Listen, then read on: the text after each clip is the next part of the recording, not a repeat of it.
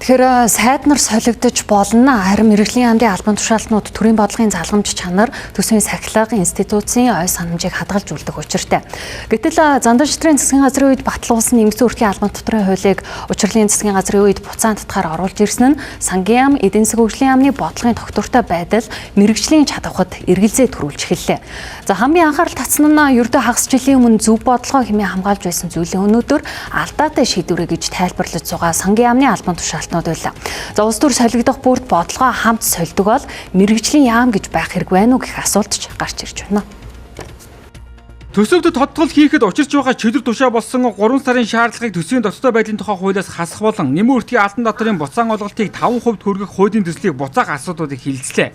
За эдийн засгийн зүгээс төсвийн тогтвортой байдлын тухай хууль дахь босхийг авч хайж байгаа нь ухарсан үйлдэл гэж дүгнж байна.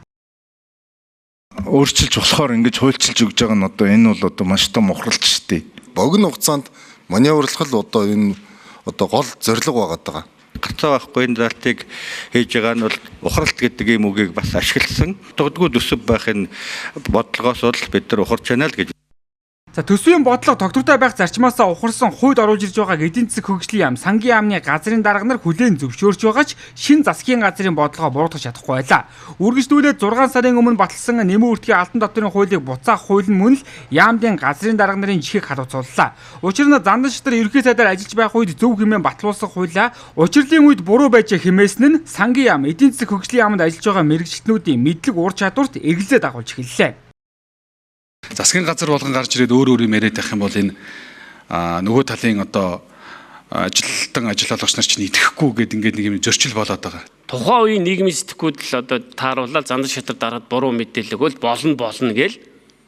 Тэгэл одоо энэ өнөөдрийн хүчингү болж байгаа асуудлыг том мэдээлэлд дутуу өгөөл зарлуулсан гэсэн үг. Тэг нэг талаараа бол таны хэлж байгаатай би бас мэдээж хэрэг санал нэг нь манайх систем бол биелэн. За аль болох нөгөө хасагдуултаа бол бүрэн хийгээд явах нь зүйтэй байдаг. Тэр бол онол нь бол тийм.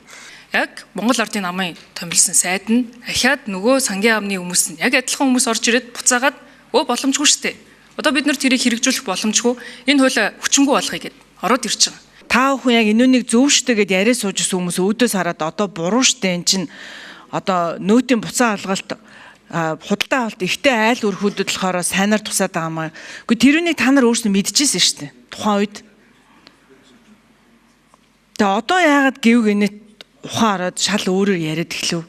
Бидний хувьд бол инфляц проблем болчиход байгаа. Тэр агуулгаараа бол бид нар ажлын байрыг хадгалах, тэгээд баг дунд орлоготой иргэдийнхэн орлогыг хамгаалах чиглэлээр бол төсвийн чиглэлээр бол бодлого явуулах нь бас зүйтэй болчиход байна гэж боддог. Энэ бол одоо эрүүгийн зүйл залтаар бол урьдчилж төлөвлөж байгаад заллин мэхлэх, хууран мэхлэх үйл ажиллагаа явуулсан шүү дээ. За энэхүү сайд солигдохдоо зэрэгцэн өөрийнхөө үгийг үгүйсгэж буй яамдын мэрэгжилтнүүдийн хувьд амьгүй албал гэж цологдоход хүрч байна. Харин тэдэнд өөрсдийн бодлоо тулгаж гишүүдийн амны бай болгосон сайд нарын хувьд төсвийн байнгын хорооны хуралдаанд хамраас цухайлгасангүй. За энэхүү хилцүүлгийн араас улсын хурлын гишүүн Баярмаа нарын санаачилсан хувь хүний орлогын албан татварыг 1% бодох хуулийн төсөл хилцэгдсэн ч олонхын дэмжлэг авч чадлагүй унсан юм а.